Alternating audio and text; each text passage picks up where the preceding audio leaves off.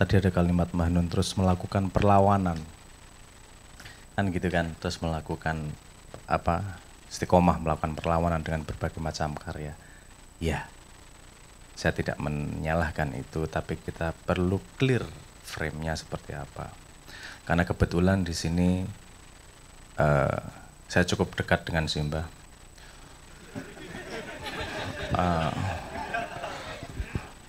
Mungkin pengalamannya lebih panjang saya sama Simbah. Saya mulai dari agak ke belakang dulu agar kita tahu latar belakangnya, kemudian kita bisa melihat Simbah seperti apa sehingga bisa menerjemahkan itu dengan tepat. Dan juga tentang sosmed itu tadi kita bisa memahami gimana. Kita mulai dari manusia dulu, saya paling senang dari situ. Karena itu garis merah yang kita semua sama, manusia. Sebelum yang lain kita sama-sama manusia.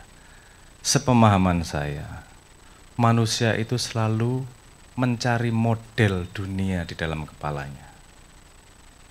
Dia mencoba pengen memahami dunia sehingga bikin teori-teori, bikin model di kepalanya. Karena kalau dia tidak punya model di kepalanya, dunia di luar akan menjadi sangat tidak bisa diprediksi sehingga ngapa-ngapain jadi takut. Mbuh bener mbuh salah teorinya. Pokoknya di otak punya teori dulu lah. Ada yang ngambil model banyak dari agama, banyak dari sains, banyak dari norma, paling nggak punya model di kepalanya. Nah, modeling di kepala orang itu beda-beda cara kerjanya. Kebetulan saya kemarin belum lama pas ulang tahunnya istrinya, ibu saya, Mbak Via, kita ngobrol-ngobrol terus ketawa-ketawa karena ternyata saya sama Simbah itu punya penyakit, dalam tanda petik punya kelainan yang sama di kepala, di otak, yaitu yang saya nyebutnya di video itu afantasia, ketidakmampuan untuk membayangkan benda. Jadi ketika bikin model di kepala itu bukan benda yang kelihatannya.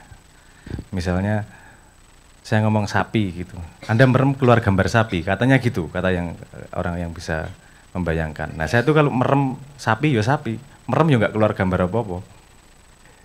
Jadi definisi bendanya jadi berbeda di kepala modelingnya.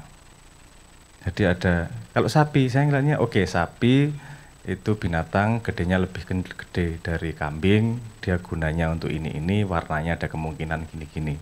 Jadi nomor pertama bukan gambar, pertama adalah urusan fungsi, urusan pada konstelasinya seperti apa. Nah, Simbah itu sejak saya kecil, itu baru saya kemudian paham ternyata cara berpikirnya seperti itu, sehingga cara pandang dunianya tidak bendawi dalam tanda petik ya. Karena memang nek kon merem bayangke apa-apa Simbah yo ra iso padha karo aku. Gelap, nek merem ki wis gelap. Wis ra iso mbayangke apa-apa. Makanya banyak teman-teman Mak Yah yang iri sama saya karena naik mobil belum keluar gang udah bisa tidur. Lah nek merem wis gambar ilang ya wis turu. Gampang banget tidur ya, merem udah turu wisan bablas. Karena memang udah nggak ada gambar apa-apa lagi. Nah, yang saya pahami dari Simbah dari kecil itu Simbah itu punya naluri untuk menyeimbangkan. Jadi kalau saya terlalu pede, pasti didemotivator sama dia. Dibikin saya nggak percaya diri. Tapi kalau saya nggak percaya diri, diangkat-angkat, dibikin percaya diri. Itu naluri dasar Simbah yang saya lihat di mana-mana. Berusaha menyeimbangkan pada keadaan tengah. Begitu juga dengan konstelasi yang lebih besar. Simbah itu kalau mau belajar sedikit ke belakang, Simbah itu tidak peduli sama orang, dalam tanda petik ya.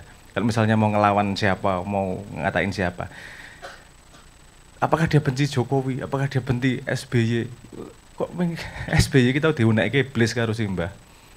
Cuman belum ada sosial media aja. Tapi itu bukan urusan Jokowi atau urusan SBY atau siapa orangnya, tapi positioning mereka sebagai presiden pada konstelasi pemerintahan. Nah Simbah itu kalau ngomong perlawanan, yang dilawan bukanlah orangnya, yang dilawan adalah kebodohan atau sistem yang tidak beres. Simbah sangat konsisten di situ. Kalau mau lihat buktinya jelas kok. Simbah kalau nggak seneng sama A, berarti kan ada seneng sama B harusnya. Kan gitu logikanya, sederhana aja. Kamu ngambil ada satu garis, kamu nggak seneng sama itu, berarti seneng sama itu. Enggak kok. Simbah siapa aja kalau nggak beres ya digasruk sama dia. Saya sebagai anaknya ya mumet. Karena efek era karuan, tiba-tiba saya ditanyain orang, kenapa sih Mbah bikin kalimat ini? Kapan bikin kalimatnya? Saya nggak denger. Tapi dari sudut pandang saya sangat, karena modeling dunia di kepala saya sama Simbah itu mirip. Jadi saya paham, oh urusannya ini Simbah itu membalance kok, seperti nalurinya sehari-hari dari ketika saya kecil. Urusannya ini Simbah itu membalance, dan beliau pada perjuangan itu tidak pernah berhenti. Contoh paling sederhana, ketika jilbab masih diopresi, dianggap tidak, Simbah bikin lautan jilbab. Polanya kan sama. Ketika ada yang diopresi, ketika tidak adil, Simbah berangkat ke situ. Bukan tidak pernah urusan orang, tapi urusan pemetaan itu tadi. Saya angel ngomongnya karena di kepala saya, di kepalaku dan Simbah itu benda abstrak dan benda real itu sama-sama kelihatan, sama-sama ada gitu loh dalam tanda petik. Itu levelnya sama. Sehingga kalau ngomong logika itu sangat mudah karena mengkoyong gambar apa sebenarnya pemandangan benar-benar kelihatan. Nah, salah satunya gini itu tadi, kenapa nggak seneng sama Simbah tadi itu, ketika orang nalurinya punya gambar di kepala, punya modeling dunia di kepala, manusia tidak nyaman kalau ada sesuatu yang dia merasa tidak paham. Dia harus punya konklusi, A itu gini, B itu gini, C itu gini. Kadang-kadang naluri itu tidak disertai dengan kemauan untuk riset. Naluri itu tidak disertai dengan kemauan untuk bertahan, tidak menyimpulkan dulu. Saya tidak tahu kok, nggak berani ngomong tidak tahu. Sehingga nalurinya ketika dengar satu kalimat, dia harus menggambar sisanya. Satu garis bisa digambar sudah jadi buntut, satu garis bisa digambar jadi kepala, satu garis bisa digambar jadi kaki. Pertanyaannya sederhana, garis yang lain datang dari mana? Paham maksud saya? Abstrak itu, paham maksud saya? Gambar yang lain dari mana? Ketika dia cuma lihat judulnya atau sepotong kalimat Simbah 30%, terus dia punya gambar lengkap tentang Simbah.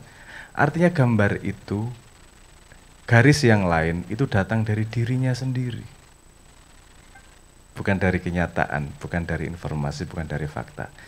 Saya lupa ada tokoh Islam yang mengatakan gitu, kamu jangan berprasangka, jangan ngatain orang, karena kamu justru menunjukkan dirimu itu siapa. Kamu bukan menunjukkan orang itu siapa. Kenapa? Karena kamu cuma tahu sedikit, gambar lainnya adalah gambar dirimu sendiri. Jadi yang menuduh Simbah punya motif politik itu karena dalam dirinya hidupnya adalah motif politik. Paham maksud saya ya? Dia nggak cukup Pak. Misalnya Simbah belain, maksudnya diberi mandat oleh penduduk Lapindo untuk memediasi. Mau dapat duit dari berapa itu? Gimana dealnya? Gambar itu dari mana? Dari kepalanya sendiri pasti. Kenapa? Karena dia nggak nge-track ceritanya seperti apa. Dan itulah yang terjadi di banyak sosial media. Dan jangan dimarahin juga. Kenapa? Karena itu juga wajar. Otak manusia itu tidak diciptakan sama. Gini, saya tak kayak cerita sedikit ya. Kalau orang yakin sama sesuatu, itu aku tak nggo teori apa ya, penake. Anu wae, apa jenenge Yunani wae sing gampang. Kalau kita yakin sama sesuatu, kalau kita ada urutannya mana yang paling gampang. Yang paling pertama, paling gampang adalah etos. Jadi kamu percaya sama orangnya. Kalau orangnya nggak jelas ya kamu gambar sendiri. Jadi dari sosoknya itu yang kelihatan.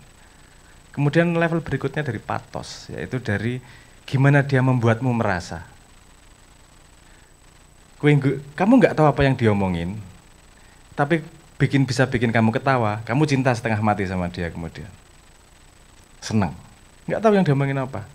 Jangan salah loh, pelawak, stand up comedy, itu bikin kamu ketawa setengah jam, tapi kamu bisa mencintai dia terus-menerus. Bantu utangmu yora, bantu masalahmu ya ora. Tapi kita bisa ngefans sama dia. Kenapa? Karena pakai patos itu tadi. Pakai perasaan. Ini juga yang paling banyak nanti 2024 dan sebelum-sebelumnya nanti yang paling banyak dipakai itu pasti. Saya ditindas.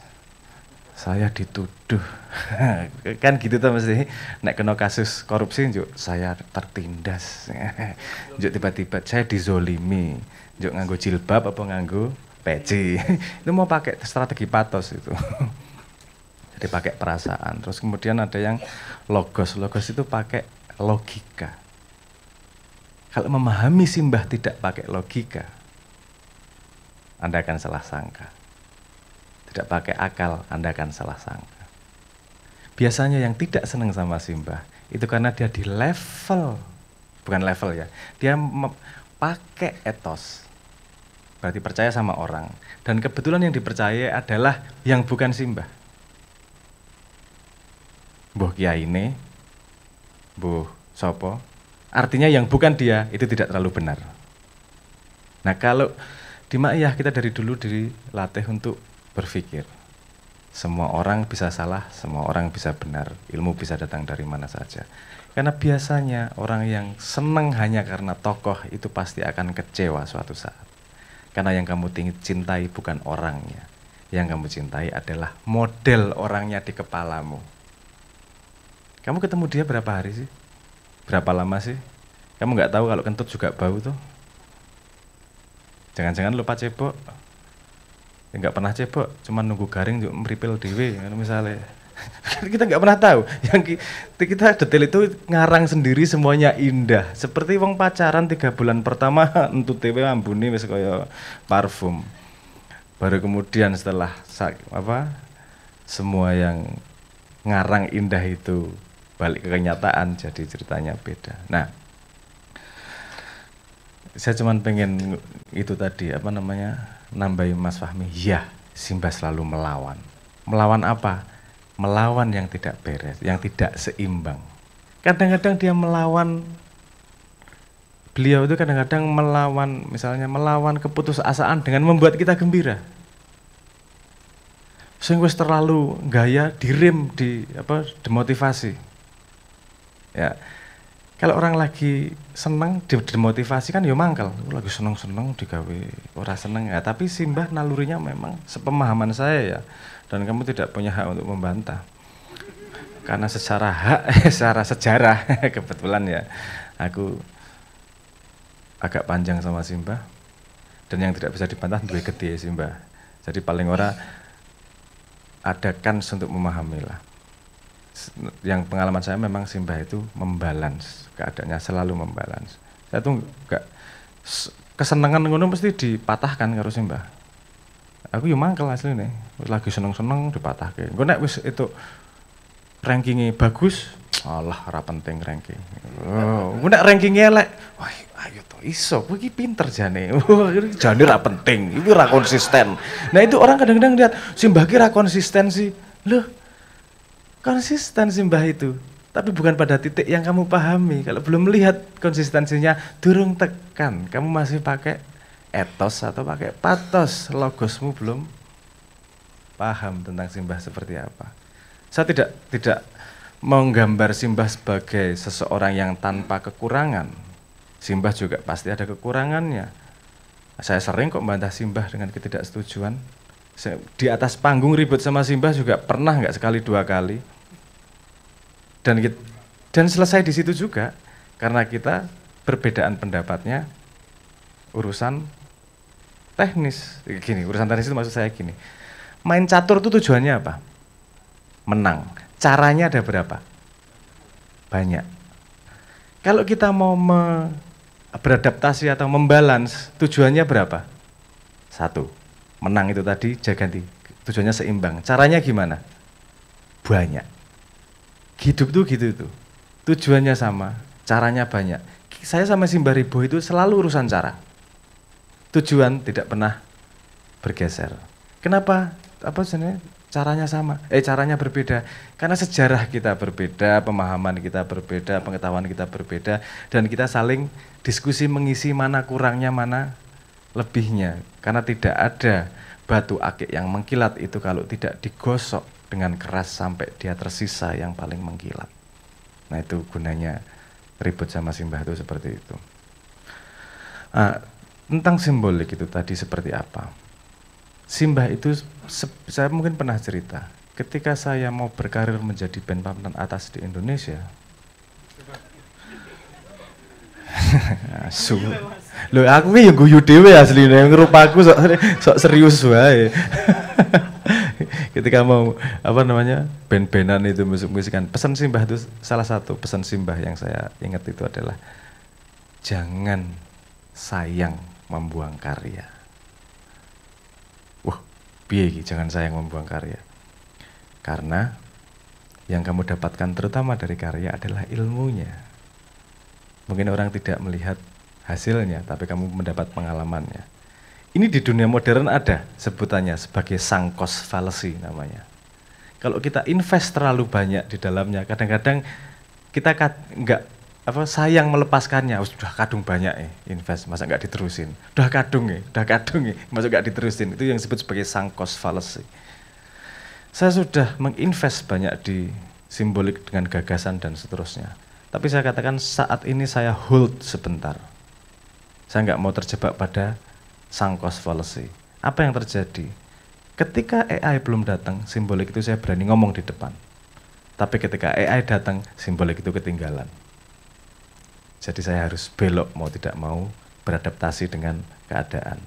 Karena menurut ilmu Allah yang tidak pernah dibahas sama kiai, tapi pemahaman saya itu ilmu Allah. Kenapa? Karena terbukti nyata. Yang membuat makhluk bertahan itu adalah kemampuan adaptasi. Dunia itu terjadi tidak sesuai dengan imajinasimu. Dunia terjadi karena dunia terjadi diizinkan oleh Allah. Bahwa tidak sesuai dengan imajinasimu, yang salah imajinasimu. Jangan memaksakan dunia untuk untuk ikut di imajinasimu, bukan berarti kamu harus kintir. Tapi kalau kamu tahu ada tsunami, ada dua pilihan. Kalau ada angin besar yang tidak bisa kamu halangi, ada pilihan kamu bisa berlindung atau kamu mengembangkan layar dengan arah yang tepat agar kapalmu tetap berjalan kepada tujuan dengan angin yang ada. Dan saya mengumpamakan teknologi dan perkembangan dunia itu seperti itu. Itu angin yang besar yang kita akan sangat susah menghadapinya. Tapi kita punya kontrol terhadap layar. Kapal Ma'iyyah akan terus berjalan sesuai dengan yang diimpikan oleh Simbah. Bahwa caranya berbeda, itu adaptasi layar dari angin yang berhembus. Simbolik mau gimana? Tunggu. Saya lagi mengembangkan layar untuk bisa beradaptasi terhadap keadaan yang baru. Gitu nggih.